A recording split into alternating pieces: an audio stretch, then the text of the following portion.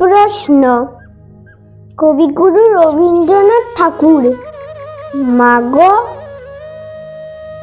আমায় ছুটি দিতে বল। সকাল থেকে পড়েছি যে মেলা, এখন আমি তোমার ঘরে বসে করব শুধু পড়া পড়া খেলা। তুমি বলছো পুকুর এখন সবে, না হয় যেন সত্যি হলো তাই। একদিনও কি দুপুর বেলা হলে বিকেল হলো মনে করতে নাই? আমি তো বেশ ভাবতে পারি মনে।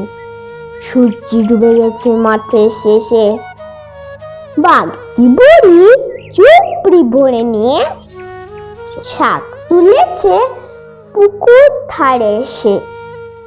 আঁধার হলো মাদার গাছের তলা, কালি হয়ে এলো দিঘির জল।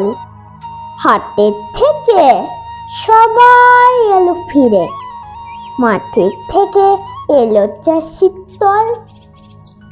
মনে করো না উঠল সাজের তারা, মনে করো না সন্ধে হলো যেন। রাতের বেলা দুপুর যদি হয়, দুপুর বেলা রাত হবে না কেন? নমস্কার।